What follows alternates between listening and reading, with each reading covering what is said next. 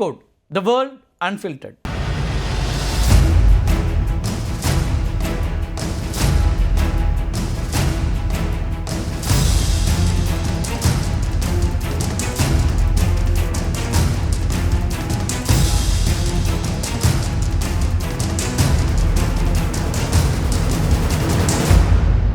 அமெரிக்காவும் ஈரானும் செய்து கொண்ட போர் நிறுத்த ஒப்பந்தம் விரைவில் முடிவுக்கு வரக்கூடிய நிலையில் இரண்டாம் கட்ட பேச்சுவார்த்தை உடனடியாக தொடங்க வேண்டும் அப்படிங்கிற அழுத்தம் இரண்டு தரப்புக்குமே ஏற்பட்டிருக்கிறது. இரண்டாம் கட்ட பேச்சுவார்த்தையும் பாகிஸ்தான்லேயே நடைபெறும் அப்படின்னு அமெரிக்க அதிபர் டொனால்ட் ட்ரம்ப் சூசகமாக தெரிவிச்சிருக்கிறார்.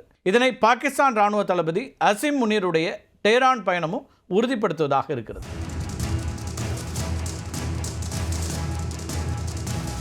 மிகவும் பரபரப்பான சூழலில் டெஹ்ரான் சென்றிருக்கக்கூடிய அசிம் முனீரும் பாகிஸ்தானுடைய உள்துறை அமைச்சர் மொஹசின் நக்வியையும் ஈரானுடைய வெளியுறவுத்துறை அமைச்சர் அப்பாஸ் அரக்சி விமான நிலையத்தில் வரவேற்று முதற்கட்ட பேச்சுவார்த்தைகளை நடத்தியிருக்கிறார். ஈரானுடைய ஆயுதப்படைகளுடைய கூட்டுப்படைமை தலைமையகத்தின் தளபதியாக இருக்கக்கூடியவர் அலி அப்துல்லாஹி அவர் உட்பட உயர்மட்ட இராணுவ அதிகாரிகளோட அசிம் முனீர் ஆலோசனை நடத்தியிருக்கிறார். அமெரிக்காவுடைய நிபந்தனைகளை ஈரானுடைய உயர்மட்ட அரசியல் தலைமையிடம் ஒப்படைக்கவும் இரண்டாம் கட்ட பேச்சுவார்த்தைக்கான தேதிகளை உறுதி செய்யறதுக்காகவும் முனீர் முக்கியமான நபர்களை சந்தித்து பேச்சுவார்த்தைகளை நடத்தியிருக்கிறார்.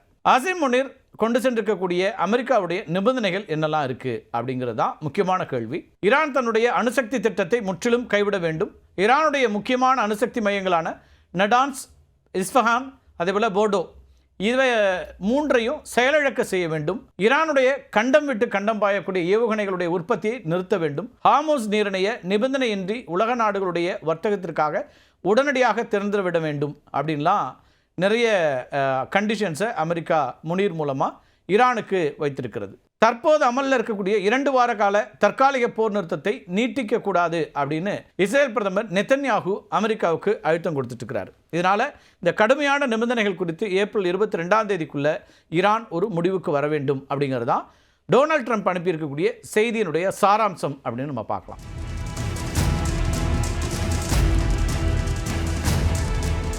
ஈரான் அணுசக்தி திட்டத்தை கைவிட்டால் அதன் மீது விதிக்கப்பட்டிருக்கக்கூடிய அனைத்து பொருளாதார தடைகளையும் நீக்கி முடக்கப்பட்ட சொத்துக்களை விடுவிக்கிறதுக்கு அமெரிக்கா தயார் அப்படிங்கிறதும் டொனால்ட் ட்ரம்ப்புடைய ஒரு செய்தியாக இதில் இடம்பெற்றிருக்கு. ஒருவேளை இந்த பேச்சுவார்த்தை தோல்வி அடைஞ்சது அப்படின்னா ஈரானுடைய எரிசக்தி கட்டமைப்புகள் மேலே கடுமையான தாக்குதல் நடத்தப்படும் அப்படிங்கிற ஒரு எச்சரிக்கையும் மறைமுகமாக அந்த செய்தியில் இருக்கிறதா சொல்லப்படுது. ஹிஸ்புல்லா மற்றும் ஹூதி போன்ற ஆயுத குழுக்களுக்கான ஆதரவை ஈரான் உடனடியாக நிறுத்த வேண்டும் அப்படிங்கிறது அமெரிக்காவுடைய பிடிவாதமான கோரிக்கையாக இருக்கிறது. அதுவும் அசிம் முனீர் மூலமாக ஈரானிய தலைவர்களிடம் வலியுறுத்தப்பட்டிருக்கு.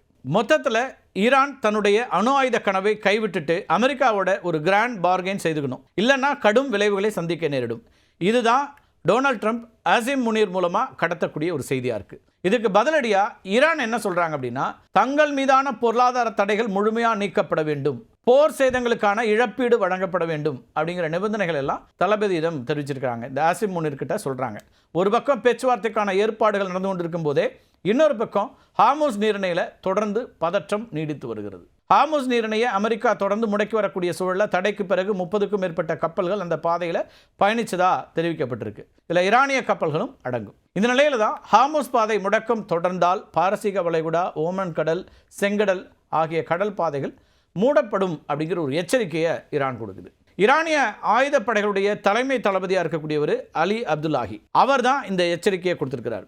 இதுவரைக்கும் ஈரான் தன்னுடைய மிரட்டல்களை ஹார்முஸ் நீரினோட மட்டும்தான் நிறுத்திட்டு இருந்தாங்க. ஆனால் இந்த முறை முதல் முறையாக பாரசீக வளைகுடா, ஓமன் கடல், செங்கடல் அப்படின்னு அவங்களுடைய அந்த எல்லைகளை விரிவாக்கி இருக்கிறாங்க. இந்த பகுதிகளையும் உள்ளடக்கி இருக்கக்கூடிய ஒரு எச்சரிக்கையாக இருக்கிறதுனால அது உலக நாடுகளை அதிர்ச்சி அடைய வச்சிருக்கு.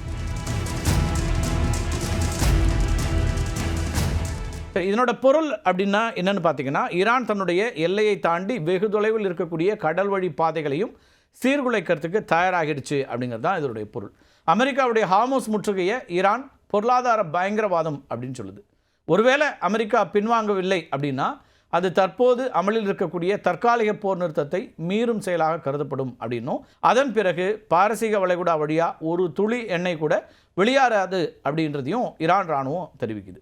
ஏப்ரல் 8ஆம் தேதி எட்டப்பட்ட தற்காலிக போர் நிறுத்தம் ஏற்கனவே ஊசலாட்டத்தில் இருக்குது, அது நமக்கு தெரியும். பாகிஸ்தான் இராணுவ தளபதி அசிம் முனீர் டெஹ்ரானில் சமாதான பேச்சுவார்த்தை நடத்தி கொண்டிருக்கக்கூடிய அதே வேளையில் ஈரானிய இராணுவம் இத்தகைய கடும் மிரட்டலை விடுத்திருக்கிறது அப்படிங்கிறது பேச்சுவார்த்தையில் அவர்களுக்கு ஒரு பேரம் பேசக்கூடிய சக்தியை வழங்கலாம் அப்படின்னு எதிர்பார்க்கப்படுது. இந்த மிரட்டல் வெளியான அடுத்த சில மணி நேரங்களிலேயே உலக சந்தையில் கச்சா எண்ணெய் விலை, அதே போல் கப்பல் காப்பீட்டு தொகை இதெல்லாம் கணிசமாக உயர்ந்துருச்சு. பாரசீக வளைகுடா, ஓமன் கடல், அது மட்டும் இல்லாமல் செங்கடல், 3 முக்கியமான நீர்ப்பாதைகளும் முடக்கப்பட்டுச்சு அப்படின்னா அது உலக அளவில் ஒரு பொருளாதார சுனாமி போன்ற ஒரு தாக்கத்தை ஏற்படுத்தும். இது வெறும் ஒரு பிராந்திய பிரச்சனையாக மட்டும் இல்லாமல் ஒவ்வொரு நாட்டினுடைய சமையலறை வரைக்கும் இதனுடைய பாதிப்பு எதிரொலிக்கும். ஒவ்வொரு நாட்டில் இருக்கக்கூடிய ஒவ்வொரு வீட்டில் இருக்கக்கூடிய சமையலறை வரைக்கும் இதனுடைய பாதிப்பு எதிரொலிக்கும். இதை ஒரு ட்ரிபிள் சோக் பாயிண்ட் அப்படின்னு சொல்லலாம். பாரசீக வளைகுடா இது ஒரு மூடிய கடல் பகுதி.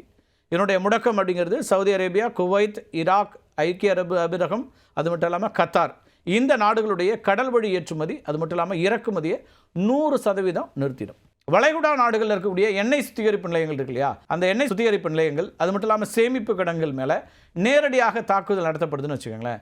உலகத்திற்கு தேவையான தினசரி எண்ணெயில் சுமார் 18 to 20 மில்லியன் பேரல்கள் சந்தைக்கு வராது. பாரசீக வளைகுடாவுக்கும் அரபிக்கடலுக்கும் இடையில் இருக்கக்கூடிய ஓமன் கடல் பகுதி முடக்கப்படுதுன்னு எடுத்துங்களேன். அப்படி ஒரு வேலை நடந்தால் கப்பல்கள் ஹார்மோஸ் நீரிணையை நெருங்குவதற்கு முன்பே தடுத்து நிறுத்தப்படும்.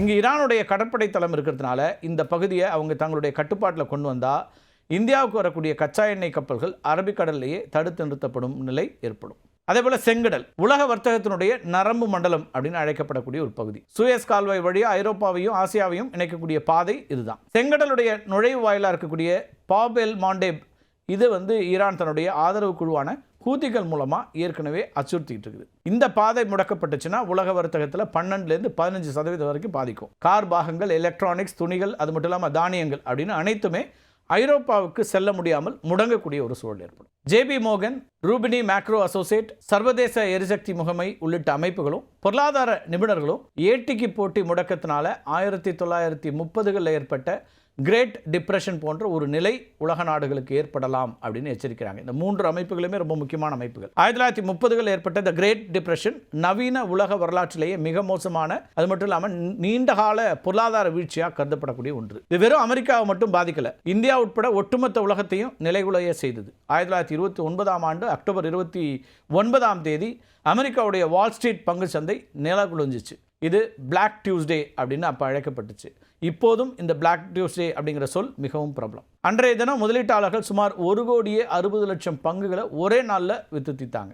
வாங்கிறதுக்கு ஆள் இல்லாததுனால பங்குகளுடைய விலை அதல பாதாளத்துக்கு போச்சு. ஒரே நாளில் பல்லாயிரக்கணக்கான கோடி டாலர்கள் காணாமல் போயிடுச்சு. முதலீட்டாளர்கள் தங்களுடைய வாழ்நாள் சேமிப்பை சில மணி நேரங்களில் இழந்த ஒரு தருணம்னு சொல்லலாம்.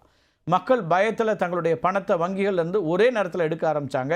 போதிய பணப்புழக்கம் இல்லாததுனால ஆயிரக்கணக்கான வங்கிகள் மூடப்பட்டன. மக்களுடைய சேமிப்பு காணாமல் போச்சு. தொழிற்சாலைகள் மற்றும் பண்ணைகளில் பொருட்கள் அதிகமாக உற்பத்தி செய்யப்பட்டன, ஆனால் வாங்கிறதுக்கு மக்கள்கிட்ட பணம் இல்லை.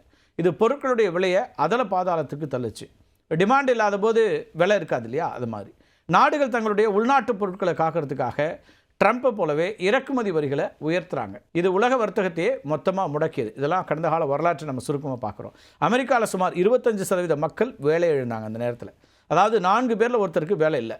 மக்கள் உணவுக்காக நீண்ட வரிசைகளில் காத்திருக்கக்கூடிய அவலம் ஏற்பட்டுச்சு. விவசாயிகள் விளைபொருட்களை விற்க முடியாமல் போணுச்சு.